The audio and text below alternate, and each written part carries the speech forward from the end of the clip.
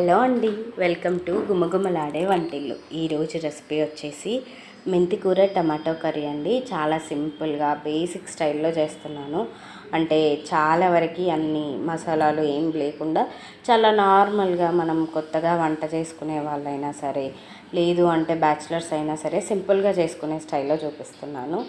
దీనికోసం ముందుగా ప్యాన్ పెట్టేసుకొని ప్యాన్లో ఒక 2 టేబుల్ స్పూన్ల వరకు ఆయిల్ వేసేసుకోండి. 2 నుండి 3 టేబుల్ స్పూన్లు, అది మీ తీసుకునే క్వాంటిటీని బట్టి. ఇప్పుడు అందులోనే ఒక మీడియం సైజ్ ఆనియన్ని సన్నగా కట్ చేసి వేసేసుకోండి. ఈ ఆనియన్ కాస్త వేగిన తర్వాత అందులోనే కాస్త అల్లం వెల్లుల్లి పేస్ట్, అలాగే కాస్త పసుపు కూడా వేసేసి అంతా ఫ్రై చేసుకోవాలి. పచ్చివాసన పోయేంత దాకా ఒక 2 నిమిషాలు ఫ్రై చేసుకున్న తర్వాత ఇప్పుడు ఇందులోనే మనం కట్ చేసి పెట్టుకున్న ఒక 2 నుండి 3 టమాటాల వరకు తీసుకుంటున్నాను నేను ఇక్కడ.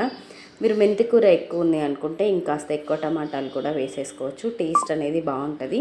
ఈ టమాటాలు కూడా కాస్త ఫ్రై అయిన తర్వాత మూత పెట్టి ఒక 5 నిమిషాలు లో ఫ్లేమ్లోనే మగ్గనివ్వాలి. మనకి టమాటా అనేది కాస్త సాఫ్ట్గా అవ్వాలి.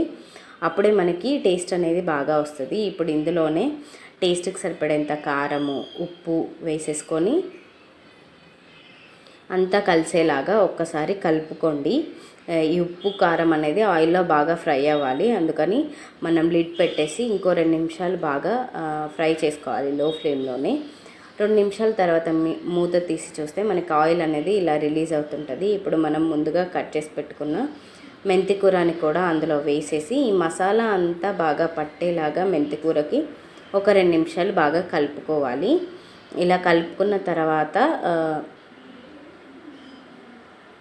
మూత పెట్టేసి ఒక 5 నుండి 10 నిమిషాలు లో ఫ్లేమ్లోనే మగ్గనివ్వాలి. అప్పుడు మనకి వాటర్ అన్నీ ఇలా రిలీజ్ అయ్యి మెంతి కూర టమాటా అవన్నీ బాగా మగ్గుతాయి అన్నమాట.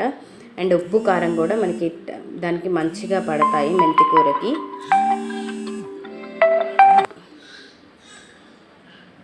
ఇలా అంతా ఒకసారి కలిపేసుకొని దింపేసుకుంటే 10 నిమిషాల తర్వాత మెంతి కూర టమాటా కర్రీ రెడీ అయిపోయినట్టే. చాలా సింపుల్గా చేసుకోవచ్చు, ఎక్కువ ప్రాసెస్ లేకుండా. అండ్ ఎప్పుడైనా సింపుల్గా తినాలి అనుకుంటే ది బెస్ట్ కాంబినేషన్. నచ్చితే లైక్ చేయండి, షేర్ చేయండి అండ్ కామెంట్ చేయండి.